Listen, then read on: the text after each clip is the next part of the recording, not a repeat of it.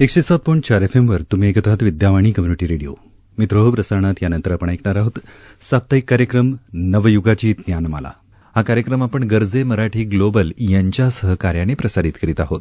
या कार्यक्रमातून आपण मराठी जगतातील वेगवेगळ्या क्षेत्रात उत्तुंग कामगिरी करणाऱ्या व्यक्तींना भेटत असतो. आज या कार्यक्रमात आपण अशाच एका व्यक्तीला भेटणार आहोत. विषय आहे माध्यमांना समजून घेताना, आणि याविषयी आपल्याला मार्गदर्शन करतायत प्रसाद नामजोशी. त्यांच्याशी या विषयावर संवाद साधला आहे श्री दत्तने. ऐकूयात नवयुगाची ज्ञानमाला हा कार्यक्रम.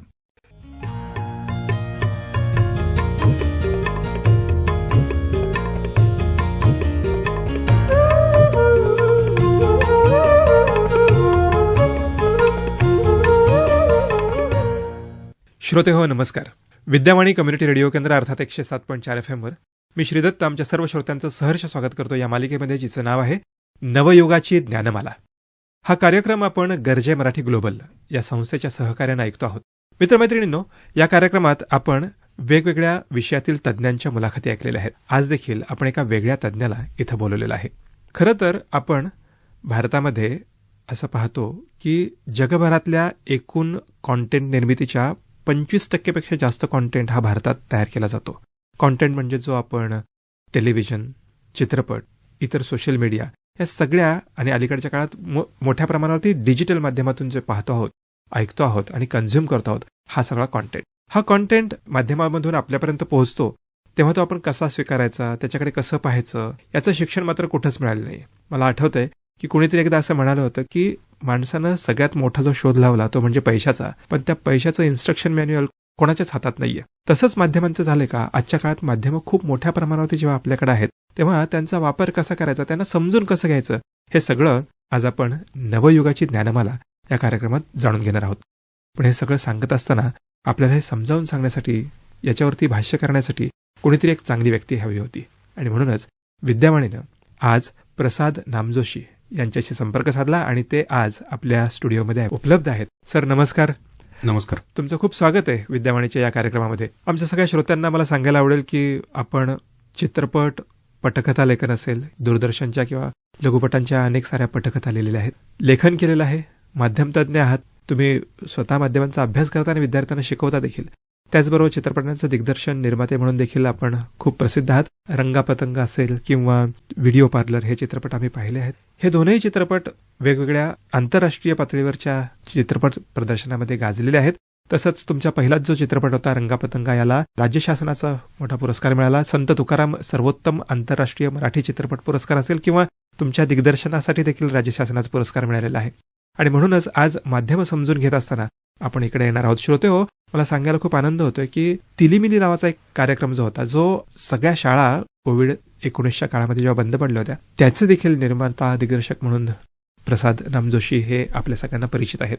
तुमच्याविषयी अधिक न सांगता आपल्या विषयाकडे वळूयात. मी आत्ता म्हणालो की माध्यमं आपण समजून घ्यायला हवेत, पण मुळात माध्यमं जेव्हा आत्ता आपल्या आजूबाजूला आहेत तर ती वेगवेगळ्या प्रकारची माध्यमं आहेत. त्यांचे प्रकार आपण आपल्या सगळ्या श्रोत्यांना सांगत आहेत. त्याचबरोबर असं सांगूयात की मीडिया लिटरसी हा एक वेगळा विषय आहे. तर काय सांगाल, मीडिया लिटरसी म्हणजे काय आणि या सगळ्या माध्यमांकडे आपण कसं पाहायला हवं? आपल्याकडे आपण जर बघितलं, भारतीय समाजामध्ये अशी एक पद्धत आहे, कुठल्याही गोष्टीचं वापरण्याचं तंत्रशुद्ध शिक्षण दिलं जात नाही. रोज गाडी चालवायची कशी, सिग्नल पाळायचे की नाही पाळायचे, हे शिकवण्याच्या आधी आपण गाडी हातात मुलांना देतो. पोहायला शिकायचं असेल तर आपल्याकडे पद्धत अशी आहे की त्याला पाण्यात ढकलायचं, मग तो नाकातोंडात पाणी जातं, मग तो हातपाय मारतो, मग तो आपोआप शिकतो. लग्न झालं की आपोआप शिकेल, पैसे मिळायला लागला की आपोआप शिकेल, अशी एक मानसिकता आपल्याकडे आहे. त्याच मानसिकतेतून आपण सगळ्यांच्या हातात मोबाईल देऊन टाकला. आपल्याही हातात तो आला, आपल्या हातात माध्यम आलं. ते वापरायचं कसं कोणालाच माहिती नाही. जसं तुम्ही म्हणलात की पैसा निर्माण केला आणि त्याचं मॅन्युअल नाही, तर ही सगळी अडचण या सगळ्यामध्ये. आपल्याकडे चित्रपट आला आणि लोक तो चित्रपट बघायला लागले.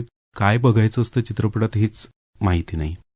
त्यामुळे ज्याचं मार्केटिंग चांगलं तो चित्रपट चांगला असं आपण म्हणू लागतो. हो, त्या प्रत्येक गोष्टीकडे आपण प्रॉडक्ट म्हणूनच बघू लागतो. म्हणजे तो चित्रपट आणि साबणाची वडी याच्यामध्ये फरक आहे. तसं आता सगळं झालंय आणि आता माध्यमांचा इतका कल्लोळ वाढलेला आहे, इतकं चारी बाजूनी तुमच्या अंगावरती येत आहे की परत एकदा आपल्याला मूलभूत या प्रश्नाकडे जावं लागणार आहे की हे काय आहे, यातलं काय बघायचं आहे, कसं बघायचं आहे. कधी नव्हे ते याची गरज निर्माण झालेली आहे की चित्रपट बघायचं म्हणजे काय बघायचं, पॉडकास्ट ऐकायचं म्हणजे काय ऐकायचं, नक्की रील बघायचे म्हणजे काय बघायचे, कुणाला फॉलो करायचं, काय त्याच्यातनं घ्यायचं, त्याच्यामध्ये काय चांगलं आहे काय वाईट आहे, काय खरं आहे काय खोटं आहे, कोण जाहिरात करतंय. तर हे सगळं नव्याने समजून घेण्याची खूप जास्त आवश्यकता आहे, नाहीतर आपल्याला कळणारच नाही. जनरेशन पूर्ण बर्बाद झाल्यावर आपल्याला कळेल.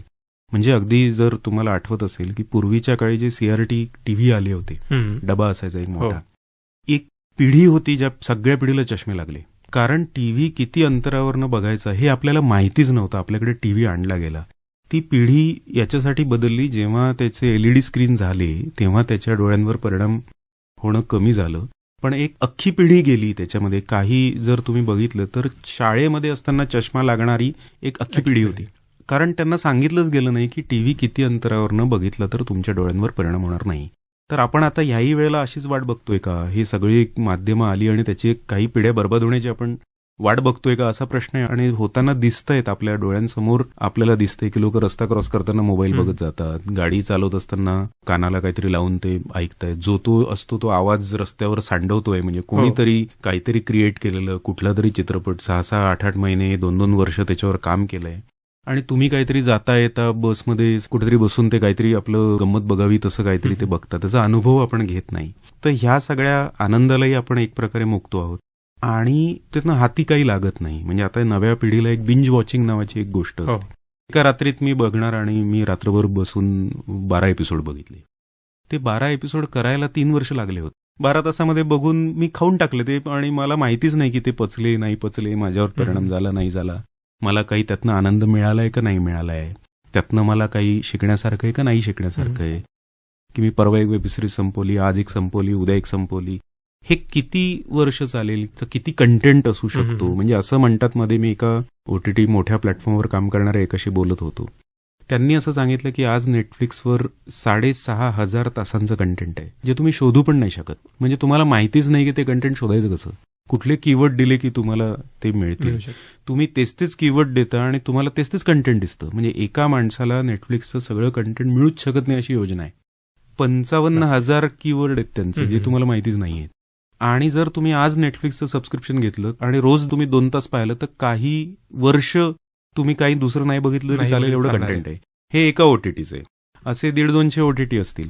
तुम्ही ठरवलं पाहिजे की मला काय करायचंय, माझं करिअर कुठे जाणार आहे, मला कशाची गरज आहे, कोण शहाणे लोक आहेत सांगणारे. तर असं सगळे प्रश्न या निमित्ताने आहेत. खरं म्हणजे हे सगळे प्रश्न आपण सुरुवातीला मांडले. पण आपण सुरुवातीला जसं म्हणालात की आपल्या संस्कृतीमध्ये काही गोष्टी आहेत, आपण थेट तिथे ढकलले जातो किंवा तिथे ओढले जातो.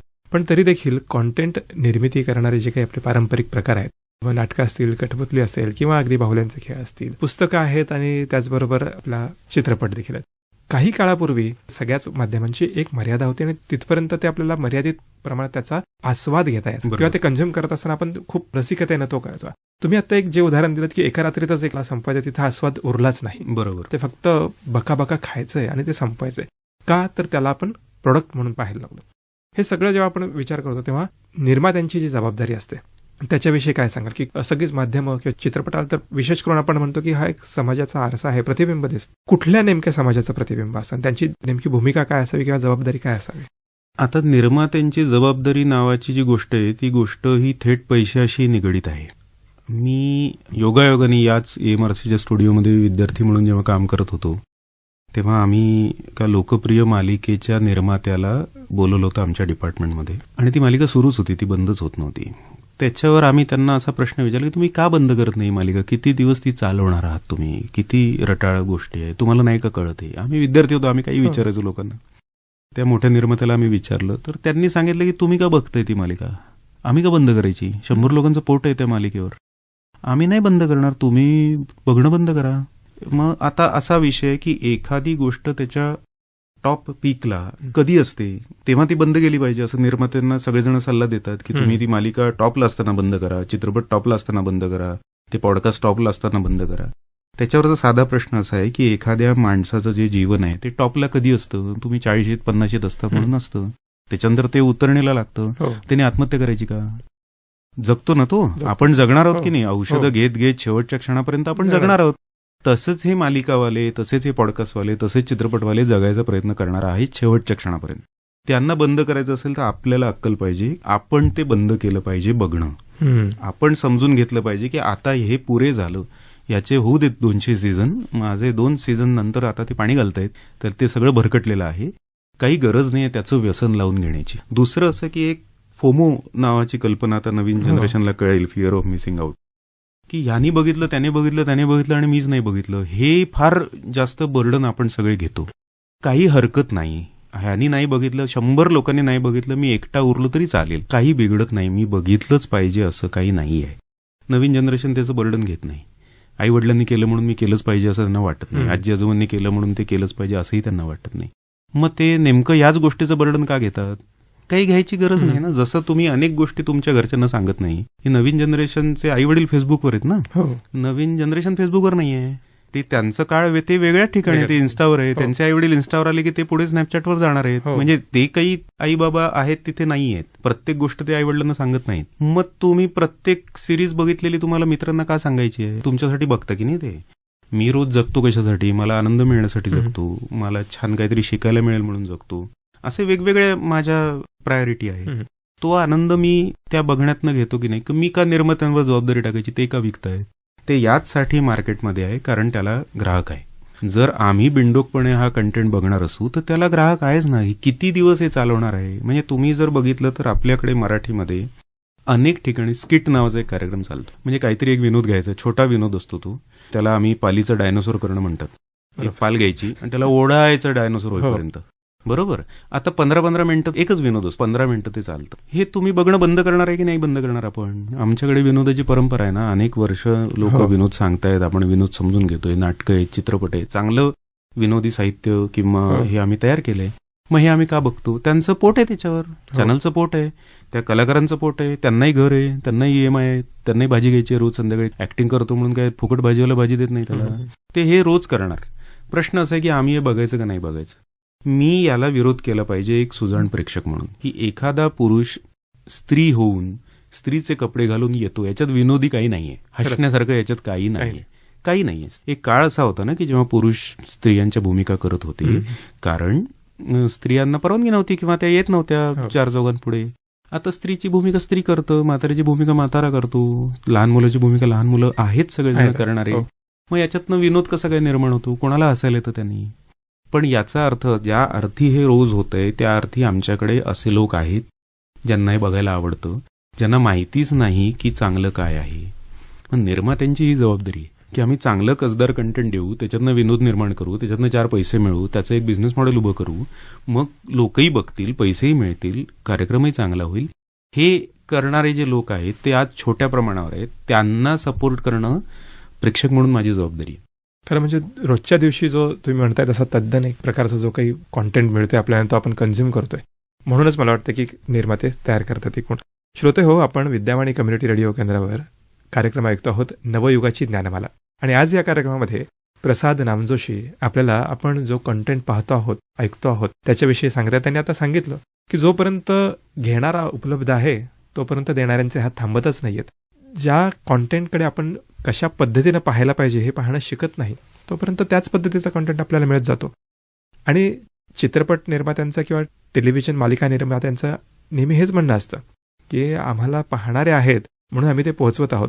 प्रसाद सर, पण मग आता ही सगळी जबाबदारी आपण असं म्हणूयात की एक ग्राहक म्हणून किंवा प्रेक्षकाकडे एखादी गोष्ट तटस्थपणे पाहणं, किंवा तुम्ही आता जशी चिकित्सा करतात, तुम्ही समीक्षक म्हणून खूप मोठं काम केलेलं आहे, तशी समीक्षा करण्याचं कुवत माणसामध्ये यायला हवी किंवा त्याने ते तशा पद्धतीनं पाहायला हवं. यासाठी काहीतरी आपण ग्राहकांना देखील मार्गदर्शन केलं पाहिजे.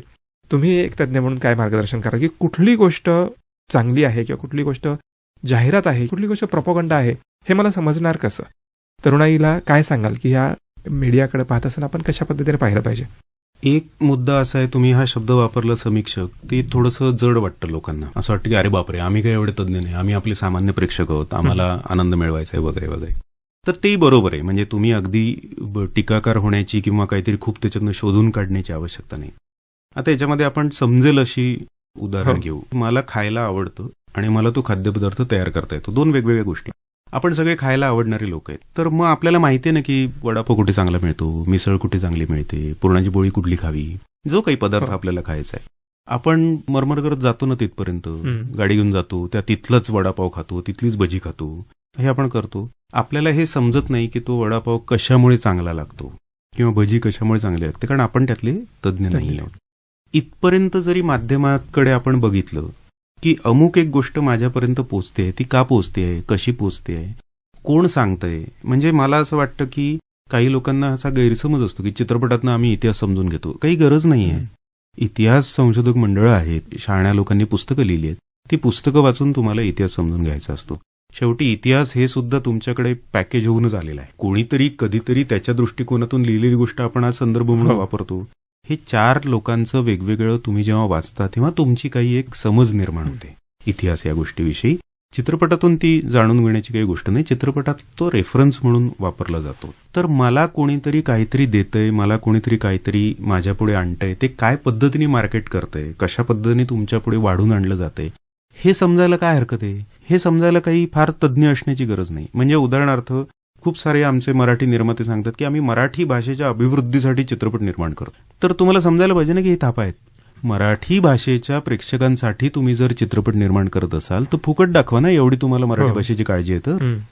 तुम्ही तिकीटही त्यांच्याकडनं 200 रुपये घेणार. तुम्ही सांगा ना की आम्ही मराठी चित्रपट तयार केलाय, आम्ही तुमची करमणूक करणार आहोत, आम्ही तुमची चांगली करमणूक करणार आहोत. तुम्हाला हे कळलं पाहिजे. कुठलं तरी एक प्रॉडक्ट येतं आणि ते सांगतं की तुमच्या त्वचेची आम्हाला काळजी आहे म्हणून आमचं प्रॉडक्ट विकत घ्या, तर तुम्हाला यातला फोलपणा कळला पाहिजे.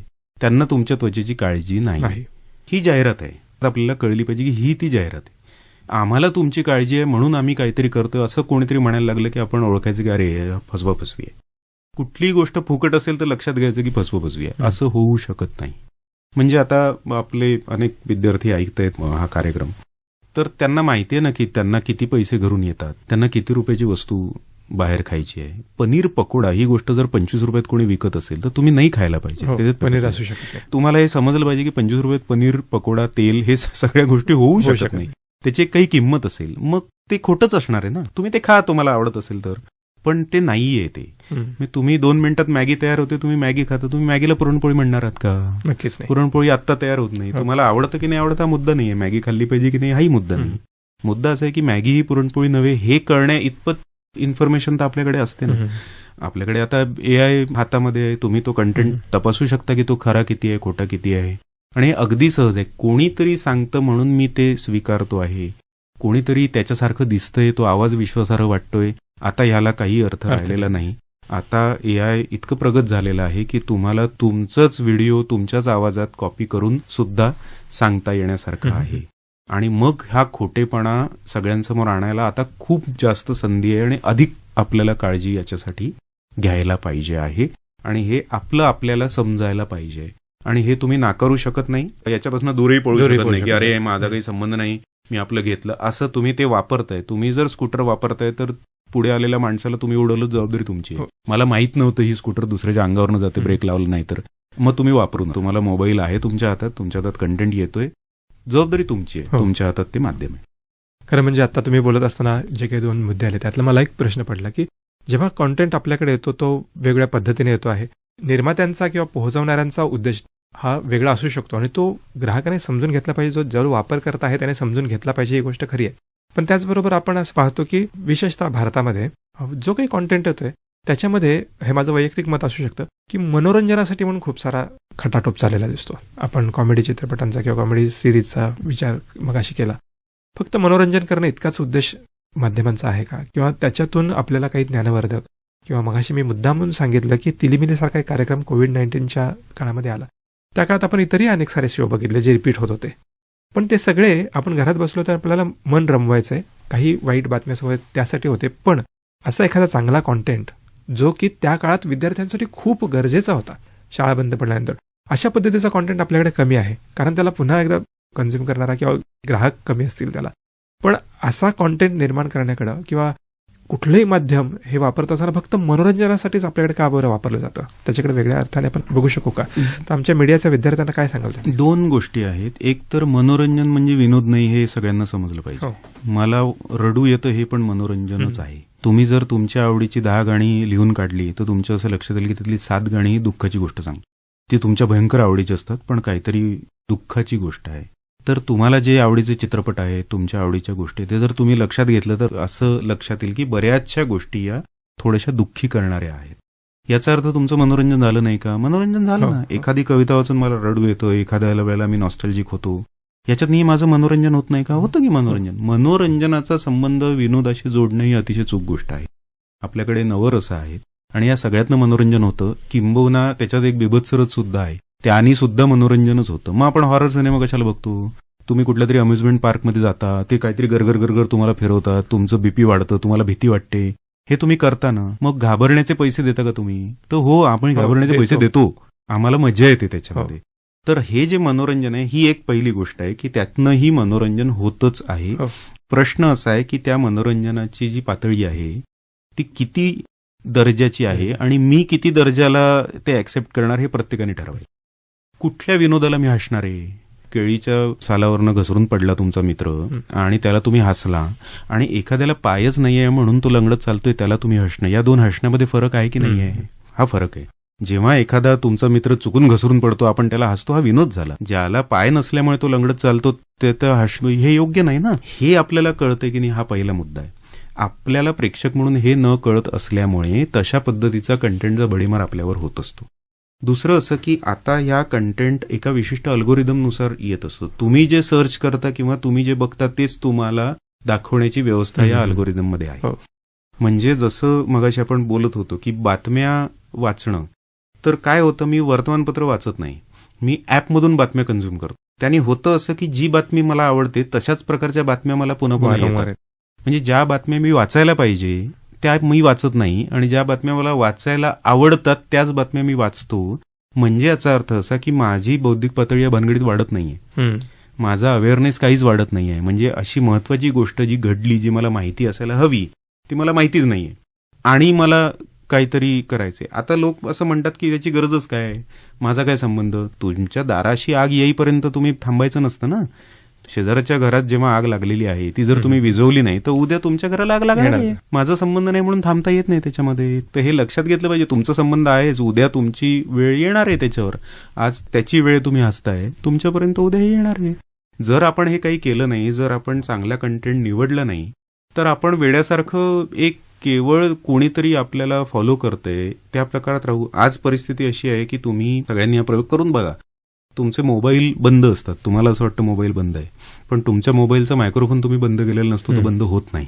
तुमच्या गप्पांमध्ये ज्या एखाद्या वस्तूची चर्चा वारंवार होते, तुम्ही तुमचं फेसबुक उघडलं, इंस्टाग्राम उघडलं, त्या वस्तूची जाहिरात तुम्हाला ताबडतोब दिसते. इतकं पुढे आता हा काळ गेलेला आहे.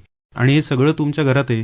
टीव्ही स्मार्ट आहे. स्मार्ट ही धोकादायक गोष्ट आहे. स्मार्ट म्हणजे काय, ते बंद असताना तुमच्यावर लक्ष ठेवलेलं आहे त्यांनी, तुमचा डेटा ते कन्झ्युम करतायत आणि आम्हाला हे कळत नाही. आम्ही आपल्या मुलगा 10वी पास झाला, त्याची मार्कलिस्ट फेसबुकवर सोशल मीडियावर टाकतोय, अख्खा डेटा आम्ही प्रोव्हाइड करतो आणि त्याचं अनालिसिस केलं जातं आणि ते आता सुपरफास्ट होतं. काही अनालिस्ट बसले नाहीत माणसं तिथे करायला, हे आपोआप होतं आणि तुमच्याकडे ते प्रॉडक्ट यायला लागतात, त्याची जाहिरात. म्हणजे तुम्हाला कोणीतरी सतत ड्राईव्ह करतंय याच्यामध्ये. तुम्ही तुमच्या मेंदूनी जगत नाही आहात, कोणीतरी तुम्हाला जगायला सांगतंय आणि म्हणून तुम्ही जगताय. हे इतकं भयंकर आहे. आणि हे जर तुम्हाला माहिती नसेल आणि तुम्हाला उगीच असं वाटत असेल की मी स्वतंत्र आहे आणि मी इंडिपेंडंट आहे, नाही आहात तुम्ही. तुम्हाला कोणीतरी सांगतंय म्हणून तुम्ही जगतात. तुमचं नियंत्रण कोणाच्या तरी हातात आहे, ते भलत्याच माणसाच्या हातात आहे, तो फक्त विकायला बसलाय वस्तू. तर यातनं मुक्त होऊन आपण सजगपणे याच्याकडे बघण्याची फार मोठी गरज आज निर्माण झाली आहे. खरंच तुम्ही म्हणताय ती गोष्ट अतिशय खरी आहे. कारण आता आपण वेगळ्या प्रकारच्या पारतंत्र्यात आहोत. आपल्या मेंदूचा, आपल्या वागण्याचा, आपल्या जीवनशैलीचा, आपल्या संपूर्ण जीवनाचा ताबा कदाचित कोणाकडे जातोय का, असे प्रश्न गेलाय. जातोय का नाही प्रश्नच नाही, तो ऑलरेडी दुसऱ्याकडे आहे. प्रश्न असा आहे की तुम्ही स्वतःच्या मनाने जगणार आहे की नाही जगणार आहे. तुम्ही तुमचा ताबा तुमच्याकडे नाहीच आहे. खरं म्हणजे याच प्रश्नावरती आपल्याला चर्चा करायची आहे. पण आजची जर वेळ पाहिली कार्यक्रमाची तर आपल्याला इथं थांबण्याची गरज आहे. आपण आपली ही जी चर्चा आहे, जी अतिशय चांगल्या मूडवरती येऊन थांबलेली आहे, ती अशीच उद्याच्या दिवशी पुन्हा चालू ठेवणार आहोत. श्रोते हो, नवयुगाची ज्ञानमाला या कार्यक्रमात आपण प्रसाद नामजोशी सरांशी उद्या देखील ही चर्चा सुरू ठेवणार आहोत. तेव्हा ऐकत रहा विद्यावाणी कम्युनिटी रेडिओ केंद्र FM बँडच्या 107.4 मेगाहर्ट्झवर उद्या याच वेळेला. सर, आज आपण इथं आलात आणि आमच्या सगळ्याच श्रोत्यांना, विशेषतः विद्यार्थ्यांना जे मार्गदर्शन करत आहात ते अतिशय मोलाचं आहे, सगळ्यांनाच मार्गदर्शक ठरणार आहे. उद्या देखील आपण भेटूयात अशी आशा व्यक्त करतो आणि आपला निरोप घेतो. धन्यवाद. धन्यवाद.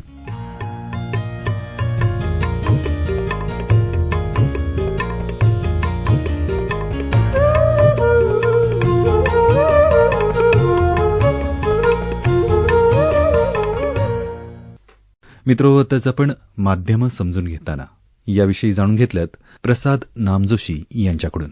त्यांच्याशी या विषयावर संवाद साधला होता श्री दत्तने. आज या मुलाखतीचा भाग पहिला आम्ही प्रसारित केला. नवयुगाची ज्ञानमाला या कार्यक्रमांतर्गत या मुलाखतीचा भाग दुसरा आपण उद्या विद्यावाणीवरून याच वेळेत ऐकणार आहोत. हा कार्यक्रम आपण गरजे मराठी ग्लोबल यांच्या सहकार्याने प्रसारित केला. मित्रहो, या कार्यक्रमाविषयी आपण आपल्या प्रतिक्रिया आपण आम्हाला 744-722-1074 अर्थातच 7447221074 या क्रमांकावर अथवा विद्यावाणी FM@gmail.com या मेल आयडीवर कळू शकता. ऐकत रहा विद्यावाणी 107.4 FM, आपला आवाज आपला रेडिओ. 107.4 FM वर तुम्ही ऐकत आहात विद्यावाणी कम्युनिटी रेडिओ. प्रसारणात यानंतर आपण ऐकणार आहोत कार्यक्रम नवयुगाची ज्ञानमाला. गरजे मराठी ग्लोबल यांच्या सहकार्याने हा कार्यक्रम आपण विद्यावाणीवरून ऐकत आहोत. काल या कार्यक्रमात आपण माध्यमं समजून घेताना या विषयावर प्रसाद नामजोशी यांच्या मुलाखतीचा भाग पहिला ऐकला होता. याच मुलाखतीचा भाग दुसरा आता आम्ही प्रसारित करीत आहोत. त्यांच्याशी या विषयावर संवाद साधला आहे श्री दत्तने. ऐकूयात कार्यक्रम नवयुगाची ज्ञानमाला.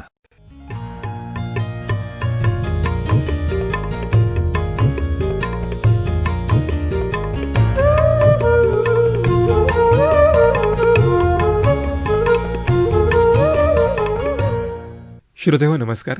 आपण ऐकतो आहोत विद्यावाणी कम्युनिटी रेडिओ केंद्र FM बँडच्या 107.4 मेगाहर्ट्झवर आणि मी श्रीदत्त आमच्या सर्व श्रोत्यांचं स्वागत करतो या मालिकेमध्ये जिचं नाव आहे नवयुगाची ज्ञानमाला. श्रोतेहो, हा कार्यक्रम आपण गरजे मराठी ग्लोबल या संस्थेच्या सहकार्यानं ऐकतो आहोत.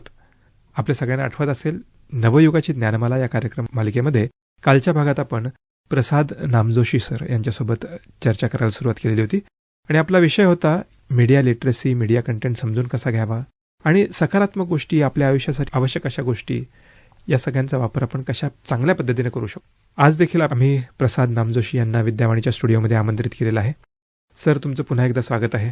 नमस्कार. काल आपण चर्चा करत असताना आपल्या श्रोत्यांना सांगितलं की आपण माध्यम क्षेत्रामध्ये खूप मोठं कार्य केलेलं आहे. विद्यार्थ्यांना माध्यमाकडे पाहण्याचा दृष्टिकोन सुधारण्यासाठी मदत करत आहात, त्यांना मार्गदर्शन करत आहात. तसंच कालच्या भागात आपण आपल्या श्रोत्यांना सांगितलं माध्यमांची गर्दी तर आजूबाजूला आहेच, पण ती सगळी गर्दी यामुळे आहे कारण त्याला कन्झ्युम करणारा ग्राहक मोठ्या प्रमाणावरती आहे.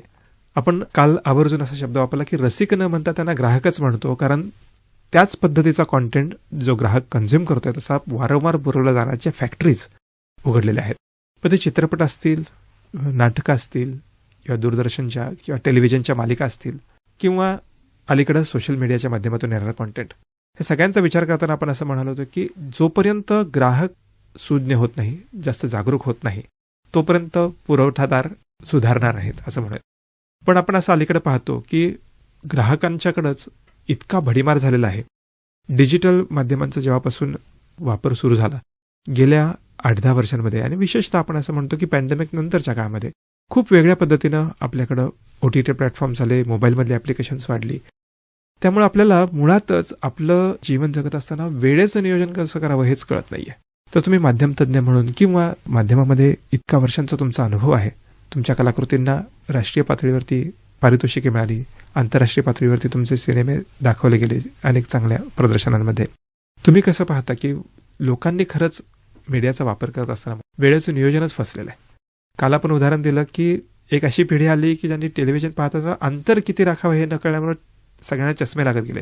आता कदाचित श्रोत्यांच्या, ग्राहकांच्या, प्रेक्षकांच्या मेंदूवरतीच घाला आलेला आहे. काय सांगाल की आपण खरंच कसं वेळेचं नियोजन करावं? एकतर तुम्ही म्हणता मेंदूवर घाला आलेला आहे, तर हे ज्यांच्याकडे ज्यांचे मेंदू आहेत त्यांनी काळजी घ्यायची आहे याची. म्हणजे ऊन आहे तर आपण टोपी घालतो, गॉगल लावतो, किंवा थंडी असेल तर स्वेटर घालतो. तर हे आपण करतो की नाही, याच्यासाठी काही तसं काही फार तज्ज्ञ असायची गरज नाही तुम्हाला. अगदी गरीब माणूस सुद्धा जरा स्वस्त कपडे घालत असतो, पण तो घालतोच ना. म्हणजे तसं मग मेंदूवर घाला आहे तर मग आपण आपला मेंदू सांभाळला पाहिजे ना, लक्ष दिलं पाहिजे की आपण काय बघतो आहोत. आपल्याकडे मोबाईल आहे, माझ्याकडे डेटा आहे. आता या सगळ्या स्वस्त गोष्टी आहेत, तर ते का त्यांनी स्वस्त डेटा उपलब्ध केला आहे? फक्त भारतातच आहे हा स्वस्त डेटा, बाहेर गेलं की खूप महाग आहे. OTT प्लॅटफॉर्म बाहेर भयंकर महाग आहे, म्हणजे अजिबात ते स्वस्त नाही. आपल्याकडे काय खूप मोठा 140 कोटी लोकांची बाजारपेठ आहे. तो स्वस्त डेटा ठेवणं इथे परवडतं. म्हणजे आता तुम्ही विचार करा की भारतातल्या प्रत्येक माणसाने मला ₹1 द्यावा असं समजा मी म्हटलं, प्रत्येक इंडिव्हिज्युअल माणसाला तो ₹1 म्हणजे मोठी गोष्ट वाटत नाही. हा जेव्हा तो बल्कचा विचार करतो तर माझ्याकडे 140 कोटी रुपये जमा होऊ शकतात, की जी मोठी संख्या आहे. तर ह्या पद्धतीचा मार्केट आज सगळीकडे आहे. प्रश्न असा आहे की मला इंडिव्हिज्युअल मनुष्य म्हणून मला माझी बुद्धी कालपेक्षा आज जास्त चांगली असलेली हवी आहे का नकोय.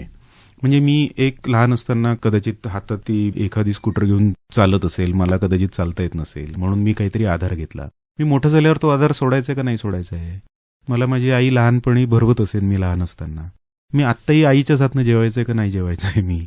आता असे छोटे छोटे प्रश्न आहेत ना, की मला सायकल चालवता येत होती, मग मी पडलो, मग आता मला गाडी हवी आहे का नकोय. तर असं मी पुढे पुढे जाण्याच्या दृष्टीने रोज असा विचार करतोच ना. मी सगळ्या प्रत्येक गोष्टीत करतो. मला मोबाईल नवीन घ्यायचा आहे, मला नवीन आलेले फीचर्स चांगला मोबाईल हवा आहे, मग त्याच्यात मला पुढे जायचंय. मला कपडे नवीन ब्रँडचे हवेत, वेगळे हवेत, जास्त महागाचे हवेत, असं मी रोज म्हणतो. मला जास्त बेटर कॉफी हवी आहे, मी जास्त चांगल्या रेस्टॉरंटमध्ये जाऊ इच्छितो, 5 स्टार लक्झरियस लाईफ मला हवंय. असं प्रत्येक बाबतीत जर मला हवंय तर ते कंटेंटच्या बाबतीत का नको. कालपेक्षा आज चांगलं कंटेंट मी बघायला पाहिजे असं मला का नाही वाटत. माझी समजुतीत वाढ होईल असं मला बघावंसं वाटतं असं का नाही वाटत. आणि मला हे शिकवणारे जे लोक आहेत ते कोण आहेत हे मी का नाही तपासत. चहा कुठनं प्यायचा हे मी चेक करतो की त्यांनी ते दूध कसं घातलंय किंवा काय चांगलं करतोय की नाही. हायजीन चेक करतो मी, चांगली बसायला जागा आहे की नाही त्या कॅफेमध्ये हे मी बघतो. तसा हा कंटेंट पुरवणारा कोण मनुष्य आहे, त्यांनी काय केलंय आयुष्यात, त्याचं काम काय आहे, त्याचा काही दुसरा हेतू तर नाहीये ना. हे सगळं मी का तपासत नाही. आणि ही तपासाची सोय माध्यमच तुम्हाला देते ना. म्हणजे तुम्हाला तेच माध्यम सांगते हे योग्य आहे का योग्य नाहीये. आम्ही विचार करायला शिकणार आहोत का शिकणार नाहीये. मग आपण मनुष्य आहोत तर आम्ही विचार करणारा प्राणी आहे ना. मनुष्य हसणारा प्राणी आहे, विचार करणारा प्राणी आहे. तर आपल्याला हे करायचं का नाही करायचं हे आधी पहिलं ठरवायचंय.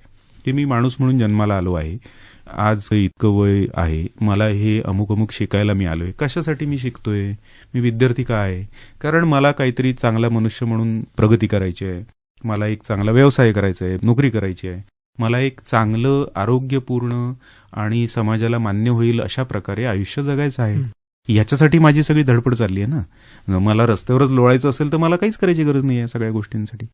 तर हे जगण्याचा एक भाग म्हणून या कंटेंटकडेही मी बघितलं पाहिजे. हे अतिशय महत्वाचं की जगण्याचा एक भाग म्हणून आपण त्याच्याकडे पाहिलं पाहिजे. पण अलीकडच्या काळामध्ये आपण जसं पाहतो की वेळेचा मुद्दा आपण मगाशी मुद्दाम घेतला की मला आठवते मी माझ्या लहानपणी 3 तासांचा चित्रपट पाहायचो. ती वेळ कमी होत 2 तासांवरती 1.5 तासांवरती आली कधी. आता अलीकडच्या काळामध्ये आपण असं पाहतो की अगदी 1 मिनिटाला बदलेला असा वेगळ्या विषयाचा कॉन्टेंट आपण कन्झ्युम करतोय. आणि आता जगण्याचा भाग जेव्हा होतो तर प्रत्येक विद्यार्थ्याला असेल किंवा प्रत्येक माणसाला असेल काही शिकायचं असेल तर तो आधी माध्यमाकडे जातो. बरोबर. आणि त्याला घाईघाईत करायचं सगळं. म्हणजे जसं 3 तासाचा सिनेमा आता 30 सेकंदावर आला. 1 मिनिट सुद्धा तुम्ही खूप म्हणताय. ते 30 सेकंदाचे रील येत आता 30 सेकंदातच सगळं सांगायचं. विशेष म्हणजे ते 30 सेकंद सुद्धा फॉरवर्ड करणारे लोक आहेत. म्हणजे तेही पूर्ण बघायचं नाहीये, त्याच्यातही मला फॉरवर्ड करायचंय. मला म्हणायचं की इतकी घाई काय तुम्हाला. तुम्ही जर 80-100 वर्ष जगण्याचं तुमचं नियोजन आहे, सगळ्या आजारांवर मात करत, 1000 वर्षापूर्वी माणसाचं आयुष्य 35 वर्ष होतं, 40 वर्ष होतं ना. जगणारे माणसं हे 40 वर्ष जगायचे. जन्माला आलेले प्रत्येक दुसरा तिसरा बालमृत्यू होते, बरोबर की नाही. म्हणजे 1000 वर्षापूर्वी ते शुद्ध हवा होती, 1000 वर्षापूर्वी तुमचं ऑर्गॅनिक फूड होतं, 1000 वर्षापूर्वी प्रदूषण नव्हतं, तरी लोक जगत नव्हते ना. मग आता आम्ही इतक्या प्रदूषणामध्ये आणि इतकं काहीतरी चित्रविचित्र खाऊ नये, याचा अर्थ जगण्याचा जो रेट वाढलेला आहे, याचा अर्थ विज्ञानाने प्रगती केली आहे. तुम्हाला औषधं उपलब्ध आहेत, तुम्हाला काही रोग झाला तर त्याच्यावर उपाय आहेत. मग आपल्याला जर 80 वर्ष जगायचंय तर त्या 80 वर्षाच्या जगण्याचं साधन म्हणून तुम्हाला जे शिकायचंय ते तुम्हाला 30 सेकंदात संपवायचंय. ही महत्वाची गोष्ट आहे. तुम्हाला ते बघायचं पण नाही, तुम्हाला त्याचं ऐकून पण नाही घ्यायचंय, तुम्हाला गाणंही 30 सेकंदात शिकायचंय. असं होऊ शकत नाही. असं कसं होईल. तुम्ही आजूबाजूचे उदाहरण बघताना तुमचे जे लाडके क्रिकेटपटू असतात ते रोज 2 तास सराव करतात ना त्या गोष्टीचा. परवा वर्ल्ड कप जिंकला तर ते जिंकल्यानंतर सगळे त्यांचे कुटुंब येऊन त्यांच्या हातात मोबाईल आले की नाही. मॅच खेळताना मोबाईल नव्हता त्यांच्याकडे. तो रोज 2 तास त्या शॉटची प्रॅक्टिस करतो. आणि किती दर्जाचं कॉन्सन्ट्रेशन त्याला लागतं. 1 लाख लोक त्याच्या नावाने आरडाओरडा करत असतात, 10 फिल्डर त्याचं कॅच घ्यायला तयार असतात, तरी तो खेळतोय. रील बघणारे माणसं खेळू नाही शकत ना असं. तुम्ही जर स्वतःचं सगळं आयुष्य तुम्ही याच्यातच घालवणार असाल तर तुम्ही एका विशिष्ट विषयामध्ये, तुमच्या आवडीच्या विषयामध्ये प्रगती करणार कशी. आणि हे जी माध्यम आहेत ही सर्व गोष्टी तुम्हाला त्यांना हव्या त्या प्रकारे देत आहे. मोबाईलमध्ये बघून सचिन तेंडुलकर क्रिकेट कसं शिकेल? हो. एक कोच लागेल ना त्याला, कोणतरी शाणा माणूस लागेल, त्याने आणि मैदानावर सकाळी जायला. मैदानावर जायला लागेल, त्याला बॅट घ्यायला लागेल, हातात धरायला हो. लागेल, त्याची बॅट तो तयार करतो. सगळे प्लेअर जर तुम्ही बघितलं त्याची बॅट ते उभे असतात तिथे हो. रंदा मारताना. माझी बॅट किती वजनाची हो. पाहिजे, किती छोटी पाहिजे, उंच पाहिजे, जाड पाहिजे, काही त्या नियमात बसणार असेल ते प्रत्येक गोष्ट त्याच्यात त्यांनी इंटरेस्ट घेतलेला आहे. आणि हे सगळी उदाहरणं आपल्याकडे आहे की एक नदी आहे, त्याचं एक इकडे तीर आहे, पलीकडे तीर आहे. एक तीर आहे मेकर्स, एक तीर आहे कन्झ्युमर्स. दोन त्याचे भाग आहेत ना. हो. तुम्ही कन्झ्युमरच राहणार आहात का आयुष्यभर? मग तुम्ही तिकडेच राहा. तुम्हाला ते समजून घ्यायचं असेल, तुम्हाला ते तयार करायचं असेल तर तुम्हाला त्या दिशेने यायला लागेल. तुम्हाला त्यातलं समजून बारकावे समजून घ्यायला लागेल. आणि जर तुम्ही कन्झ्युमर जरी राहणार असाल तर तुम्हाला स्मार्ट कन्झ्युमर व्हायला लागेल. मी गाडी चालवतो आहे तर ते कशामुळे माझी गाडी चालते, त्याच्यात पेट्रोल टाकायचे का डिझेल टाकायचे, ही अक्कल मला हवी का नको? नक्कीच. का पेट्रोल इंजिनमध्ये तुम्ही डिझेल टाकल्यावर काय होतं एकदा करून बघा प्रयोग. छोट्या छोट्या गोष्टी मला माहिती असतात. मी प्रत्येक गोष्टीचे फीचर निरखून घेतो. मी प्रत्येक गोष्टीत विचारतो. प्रत्येक गोष्ट मी नीट केली आहे की नाही चौकशी करतो. प्रत्येक गोष्टीचे डिटेल मला हवे आहेत. मग हे माध्यम वापरताना त्याचे डिटेल मला का नको असायला पाहिजे ना? मला माहिती पाहिजे ना मी काय वापरतोय, मी काय बघतो आहे, त्यांनी माझ्यावर काय परिणाम होणार आहे. मग त्यातले कोण तज्ज्ञ आहेत? मी सिनेमा बघायचा म्हणजे मी कुठलेही सिनेमे का बघायचे? मग जगातले सगळे सिनेमे आज माझ्याकडे उपलब्ध आहेत. जागतिक दर्जाचे कोण श्रेष्ठ दिग्दर्शक होते? श्रेष्ठ का म्हटलं जातं? म्हणजे आज तुम्ही सत्यजित रायचं नाव घेतलं, मी बघायचं का नाही बघायचं सत्यजित रायचा सिनेमा? तो मला आज आवडलाच पाहिजे असं काही बंधन नाही तुमच्यावर. अकिरो कुरोसावा नावाचे दिग्दर्शक आहेत, जपानी भाषेतले सिनेमे त्यांनी केले. पहिला जो ऑस्कर आहे इतर भाषांना मिळणारा तो त्यांच्या चित्रपटाने मिळाला, राशमान नावाच्या. आणि मोठे दिग्दर्शक आहेत. सेवन सामुराई नावाचे त्यांचा सिनेमा आहे प्रचंड गाजलेला. त्याच्या अनेक कॉपीज आहेत आपल्याकडे. शोले बिले सिनेमा त्या सेवन सामुराईवर आधारित. अकिरा कुरोसावा असं म्हणाले आहेत, तुम्ही जर सत्यजित राय यांचे चित्रपट पाहिलेले नसतील तर तुम्ही चंद्र पाहिला नाही किंवा सूर्य पाहिला नाही असा त्याचा अर्थ होतो. म्हणजे हे तुम्ही बेसिक गोष्ट आहे. तुम्हाला तुम्ही जन्माला आला तर तुम्ही हे केलंच पाहिजे. आता जर कुरोसावा असं रायबद्दल बोलत असतील तर मग आपण बघितला पाहिजे ना रायचा एक सिनेमा. मी विचार केला पाहिजे की बाबा असं का म्हणतायत ते, असं का माझ्या हृदयाला तो भिडतोय तो चित्रपट, केलं पाहिजे की नाही केलं पाहिजे. त्याच्यानंतर मला ठरवायचं ना मला काय आवडतं किंवा नाही आवडत. म्हणजे मी टी शर्टच्या दुकानात गेलो, दिसलेला पहिला टी शर्ट घेतला आणि मी बाहेर पडलो, असं मी करतो का? जरी मला लटकवलेला टी शर्ट आवडला असला तरी सुद्धा मी 5-50 बघतो की नाही, आणि मग पाहिजे तर तोच घेतो जो मला आधी पाहिला होता. पण मी हे ऑप्शन बघतो की नाही बघत. मग मी कंटेंटचे ऑप्शन का नाही बघत? मी सरळ सरळ आलेला कंटेंट कन्झ्युम करत करत करत करत पुढे का जातो? एकदा तुम्ही ते काम करायला लागल्यावर तुम्हाला कळत नाही तुमचा किती वेळ गेला त्याच्यामध्ये. तुम्ही वेळेचा जो मगाशी मुद्दा बघितला, मोबाईलमध्येच असे अनेक ऍप आहेत की तुम्ही किती वेळा मोबाईल उचलला ते तुम्हाला सांगतो. सगळ्यांना सल्ला असा आहे सर्व विद्यार्थ्यांना की तुम्ही तो जरूर डाउनलोड करा ते ऍप. आणि एक गंमत म्हणून रोज रात्री झोपताना आज तुम्ही मोबाईल किती वाजता उचलला ते काउंट करा. धक्का बसेल तुम्हाला, हादरायला होईल. आपण दिवसाला 600 ते 700 वेळा मोबाईल उचलतो. ती मसल मेमरी डेव्हलप झालेली आहे. मी अनेक ठिकाणी शिकवतो. वर्गात गेल्यानंतर विद्यार्थ्यांना सांगतो की तुम्ही फक्त मोबाईलच बंद करायचे तसं नाही, ते मोबाईल तुमच्या बॅगमध्ये ठेवायचे आणि बॅग तुमच्यापासून दूर ठेवायची. कारण तुमची इच्छा आहे माझं ऐकायची, पण नैसर्गिकरित्या तुम्ही हे करता.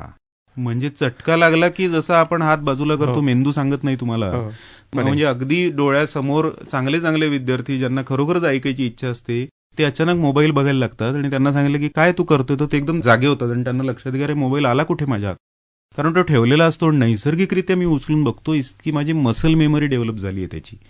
त्याच्यापासून जर दूर राहायचं असेल तर तुम्हाला काहीतरी आता प्रयोग करण्याची गरज आहे. तो मोबाईल बंद करून दूर कुठेतरी ठेवून देणे असं काहीतरी करायची गरज आहे. तर तुम्ही त्याच्यापासून दूर राहाल, तर तुम्ही स्वतःचा मेंदू वापराल. कारण मी 1 तास 2 तास मला कळत नाही, मी 3 वाजता रील बघायला सुरुवात केली की 5 कसे वाजले.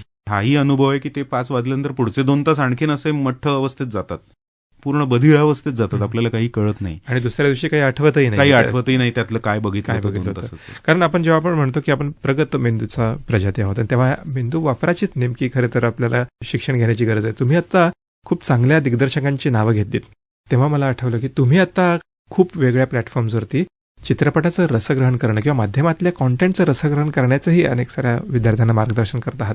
आता खरं तर माध्यमातून येणाऱ्या ज्या कॉन्टेंट आहे त्याचं रसग्रहण नेमकं कसं करावं, काय नाही करावं, हे तर खूप लोकांनी सांगितलं आम्हाला. कसं करावं याच्याविषयी काय सांगाल आपल्या सगळ्या श्रोत्यांना? नवयुगाची ज्ञानमाला ऐकणारे खूप सारे तरुण श्रोते आहेत, त्यांच्यासाठी काय सांगाल? एकतर खूप लोकांना असं वाटत असतं की आपण काहीतरी रसग्रहण, फिल्म अप्रिसिएशन वगैरे असे शब्द जरा थोडेसे भयंकर वाटतात. ते असं वाटतं की अरे बापरे, हे काहीतरी भयंकर सांगणार तुम्हाला, मला काहीतरी चांगला सिनेमा बघून आनंद मिळतोय तर ते सोडून तुम्ही आता काहीतरी आम्हाला आता ते डिसेक्शनच करणार का, मग प्रत्येक शॉट आम्ही थांबून बघायचंच का, मग आमची मजा सगळी निघून जाते वगैरे वगैरे. तर साधी गोष्ट आहे, एखादी गोष्ट बघून त्याचा आस्वाद घेणं आणि ती कशी तयार झाली आहे आणि कशासाठी तयार केलेली आहे हे जर तुम्हाला समजलं तर कदाचित तुम्हाला त्याचा आस्वाद आणखीन छान घेता येईल, आणखीन मजा त्याच्यामध्ये येऊ शकते. आपल्याकडे विद्यापीठात राहणारे अनेक आपले विद्यार्थी आहेत की जे हॉस्टेलवर राहतात, त्यांना मॅगी करायची असते, रोज नूडल्स करतात. आता त्याच्यातही ज्याला करता येतो तो त्याच्यात कधी मिरची घालतो, कधी चीज घालतो. हे प्रयोग तुम्ही करता की नाही आणि मजा येते की नाही ते प्रयोग करताना, कारण तुम्हाला त्याची प्रोसेस माहिती आहे की हे मी केलं तर अशी मजा येऊ शकते. आता ही प्रोसेस जेव्हा चित्रपटातनं तुम्हाला समजते की हा चित्रपट तयार झाला म्हणजे नेमकं काय केलं. सोपं सांगायचं म्हटल्यावर वाईट चित्रपट तयार करायला जेवढी मेहनत लागते तेवढीच मेहनत चांगला चित्रपट तयार करायला लागते. आणि कुठलाही दिग्दर्शक वाईट चित्रपट नेम धरून करत नसतो, तो वाईट होतो करता करता. ठीक आहे, तो चांगलाच करायचा असतो, काही कारणाने तो वाईट होतो. फक्त हे जेव्हा मला कळत असतं की मी जे बघतो आहे ते मला अधिक आनंदमय होईल का, आणखीन मजा येईल का मला ते बघत असताना, तर याचा अर्थ असा आहे की तुम्ही जर त्याचं रसग्रहण करायला शिकला, चित्रपट बघायचं म्हणजे काय बघायचं हे जर तुम्हाला कळलं तर तुम्हाला आणखीन मजा येईल. म्हणजे आपण क्रिकेटची मॅच बघतो, क्रिकेटची मॅच डोकं बंद करून बघणारे अनेक लोक आहेत. त्यांना असं वाटतं की हा ठीक आहे, काय 4 बॉलमध्ये 16 रन करायचे ना, 4 चोक 16, 4 4 मार. त्यांना माहितीच नसते पुढे बुमरा बॉलिंग करतोय तर असे 4 4 नाही मारतायत तुम्हाला. 4 बॉलमध्ये 16 रन करायचे म्हणजे 4 चोक 16 हे काही शहाण्या माणसाचं गणित नाहीये. मग ज्याला ते क्रिकेटची मॅच कळते त्याला त्रास होतो याचा. ज्याला इनस्विंगर आणि आउटस्विंगरचा फरक कळतो त्याला बॉलिंग बघायला मजा येते ना, म्हणजे तो अधिक जास्त एन्जॉय करतो की नाही करत ते क्रिकेट बघताना. म्हणजेच याचा अर्थ असा की तुम्हाला जर क्रिकेट कळलं तर तुम्हाला आणखीन मजा येते. जो 4 चोक 16 एवढंच गणित करतो त्याच्यापेक्षा हा जास्त आनंद घेतोय त्या खेळाचा.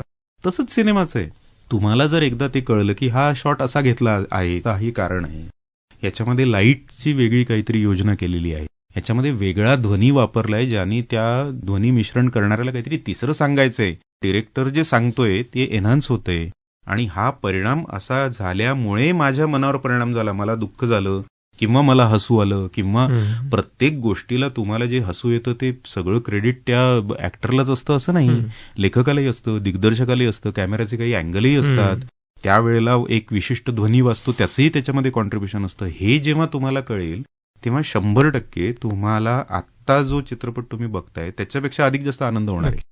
जो चित्रपट मुळात वाईट आहे पण तुम्हाला असं सांगितलं गेलंय की हा खूप भारी चित्रपट आहे आणि खूप मार्केटिंग खूप चांगलं करून तुम्ही हा बघितलंच पाहिजे, तर तुम्हाला त्यातलाही फोलपणा कळलं पाहिजे. कारण शेवटी पैसे तुमचे जात आहेत, वेळ तुमचा जातोय, मी 2 तास खर्च करतोय, मी 250 रुपये खर्च करतोय, तर मला अधिकार आहे ना आवडलं नाही म्हणायचा.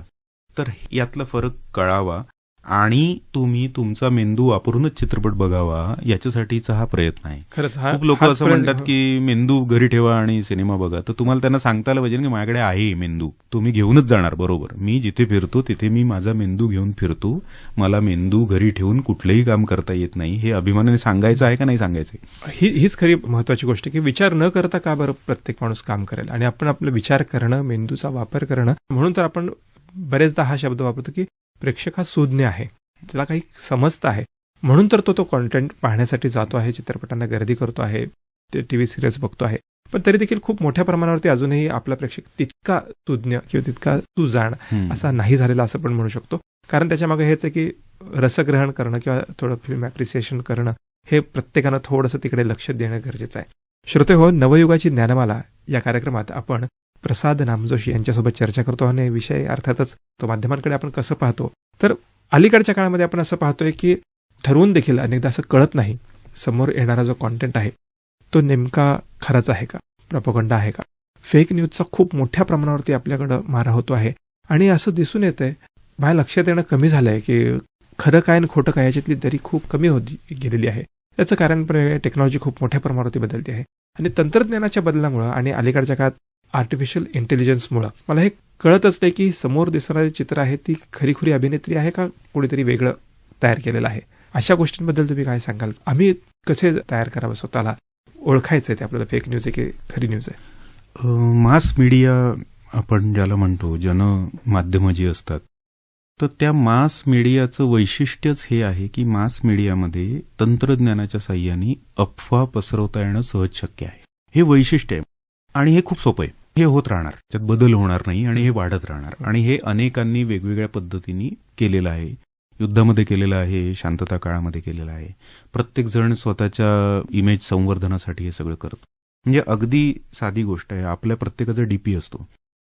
आपण खरेच तसं दिसतो का हो? ज्याचा आपला डीपी तसा असतो तो खोटा असतो. आपण कुठून तरी विचित्र लाईट टाकतो चेहऱ्यावर, आपण ते करतो, 4 फिल्टर वापरतो आणि आपण आज जे नाही आहोत ते दाखवण्याचा प्रयत्न आपण स्वतःपासून करत असतो.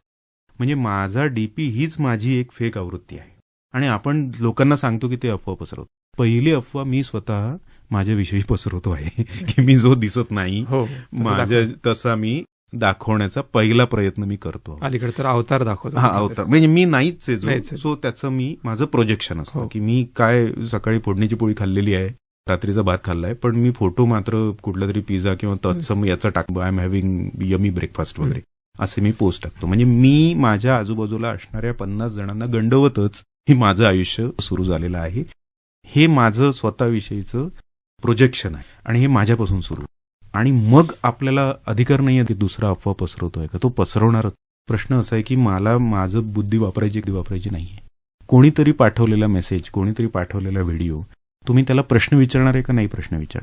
मी 10 लोकांना पुढे पाठवायच्या आत हा पहिला प्रश्न विचारायला पाहिजे की हे असं खरंच असेल का. त्यांनी म्हणजे अगदी आज मधुबालाचा वाढदिवस आहे, हा मेसेज वर्षभर फिरतो, म्हणजे रोज नाहीये तिचा वाढदिवस. तुमच्या हातात विकिपीडिया जा ना, एकदा चेक तर करा की खरंच आहे का. मग लोक म्हणतात काय हरकत आहे त्यानिमित्ताने गाणं. हरकत काहीच नाही आहे. म्हणजे म्हातारी मेल्याचं दुःख नाही काळ सुकवतो हीच हरकत आहे. तुम्ही खोटी गोष्ट कशाला सांगता, तुम्ही नुसतंच सांगा. किंवा काहीतरी असं की अवॉर्ड विनिंग शॉर्ट फिल्म, जगातलं जागतिक दर्जाचं असं सतत केलं जातं की ऑस्करमध्ये गेलेला पहिला मराठी चित्रपट. अहो, ऑस्करमध्ये बाय डिफॉल्ट सिनेमे जातात, त्यांचे नियम आहेत. इथे इतक्या ठिकाणी तुम्ही ते त्याचं जर प्रदर्शन केलं तर त्या ऑस्करच्या प्रायमरी यादीत तो जातो. अनेक, माझाही गेला होता सिनेमा, अनेक जातात. नवीन काही नाहीये त्याच्यामध्ये, लगेच उड्या मारण्याचं काहीच कारण नाहीये. म्हणजे ते याच्यासारखं ना की जागतिक विजेतेपद खेळणारे 5 देश आणि आम्ही जागतिक विजेतेपद मिळवतो. तर असं नाहीये. हे प्रश्न आपण स्वतःला विचारले पाहिजेत की जो कंटेंट माझ्यापर्यंत येतो, ज्याच्या नावाने येतो, तो कोण मनुष्य आहे, कोण आहे हा जो आपल्याला शहाणपणा सांगतोय, त्यांनी त्याच्या आयुष्यात काय केलंय, हे तपासायचं का तपासायचं नाहीये आपल्याला, असा मुद्दा आहे. जर ते आपण तपासलं नाही तर ह्या पद्धतीच्या अफवा पसरवत जाणार. आपण त्याला बळी पडतो, आपण त्याला सपोर्ट करत असतो आपल्या नकळत. म्हणजे मगाशी आपण बोलत होतो की काहीतरी एक मध्ये व्हॉट्सअपचा मेसेज फिरत होता की भारताचं राष्ट्रगीत हे जगातलं सर्वश्रेष्ठ राष्ट्रगीत आहे असं कोणीतरी निर्णय दिला. तर हे लक्षात घेतलं पाहिजे की 2 राष्ट्रगीतांमध्ये तुलना कशी होईल. प्रत्येक देशाचं त्याचं राष्ट्रगीत ते श्रेष्ठच आहे. मग ह्याचं राष्ट्रगीत श्रेष्ठ का त्याचं राष्ट्रगीत श्रेष्ठ, असं कसं. त्याची काही तुलना करण्याचं काहीच कारण नाही. ते काही 2 प्रॉडक्ट नाही आहे सारखे एकाच कंपनीने तयार केलेले किंवा मशीनमध्ये तयार झालेले की ज्याची तुलना करायची आहे. तर ही गोष्ट मी पुढे फॉरवर्ड करताना 4 वेळा विचार केला पाहिजे की असं खरंच म्हटलंय का.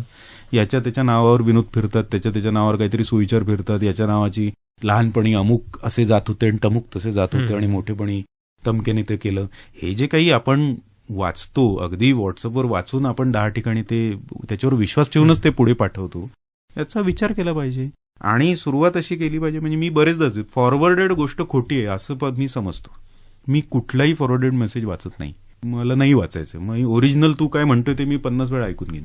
तर तिसऱ्याच्या गोष्टी मला सांगायच्या नाही, माझा विश्वास नाही. माझं ज्ञान कुठून मिळवायचं, माहिती कुठून मिळवायची, त्याचे माझे सोर्सेस आहेत.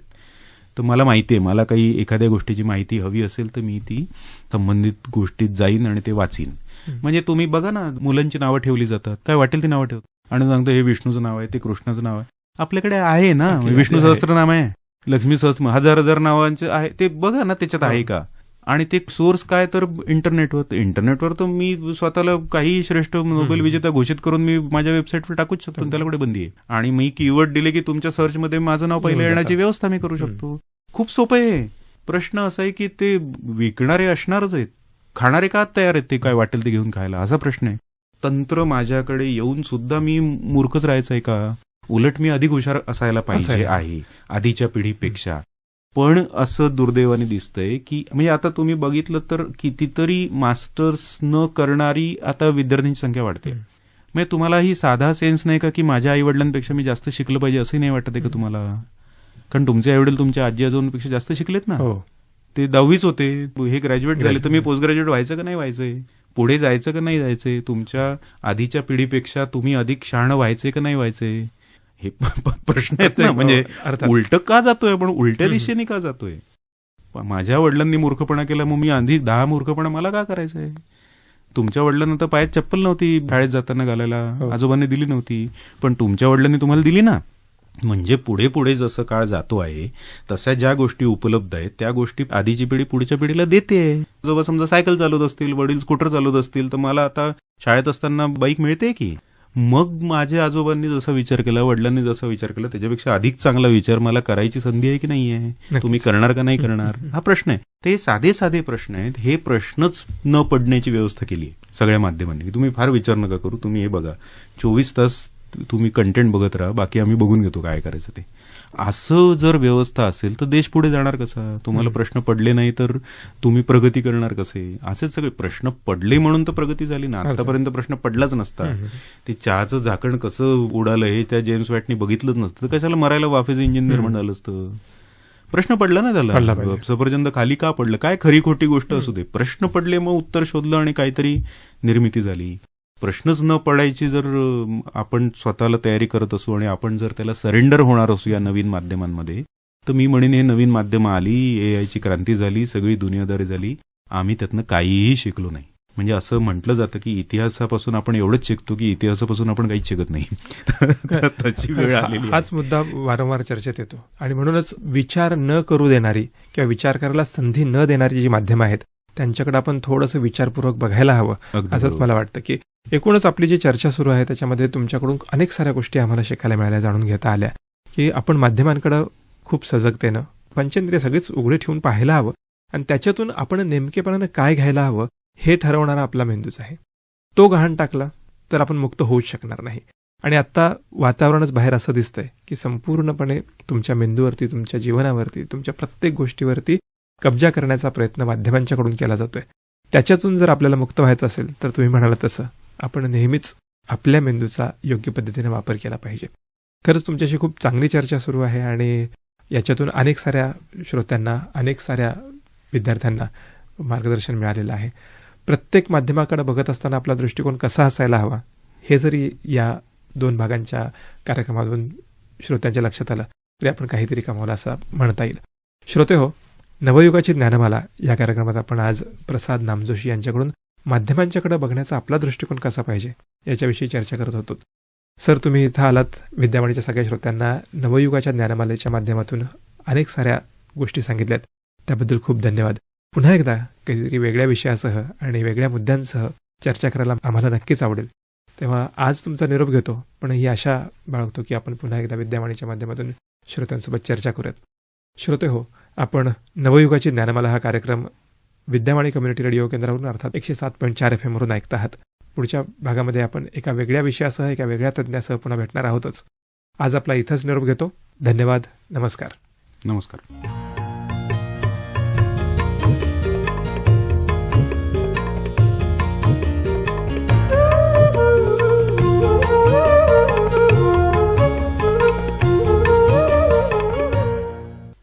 मित्रहोतच आपण नवयुगाची ज्ञानमाला या कार्यक्रमांतर्गत प्रसाद नामजोशी यांची मुलाखत ऐकलीत. विषय होता माध्यमं समजून घेताना. त्यांच्याशी या विषयावर संवाद साधला होता श्री दत्तरे. नवयुगाची ज्ञानमाला हा कार्यक्रम आपण गरजे मराठी ग्लोबल यांच्या सहकार्याने प्रसारित केला. मित्रहो, हा कार्यक्रम आपण दर शुक्रवारी आणि शनिवारी सकाळी 10:30 वाजता आणि दर सोमवारी आणि मंगळवारी सायंकाळी 6:30 वाजता ऐकू शकता. ऐकत रहा विद्यावाणी 107.4 FM. आपला आवाज, आपला रेडिओ.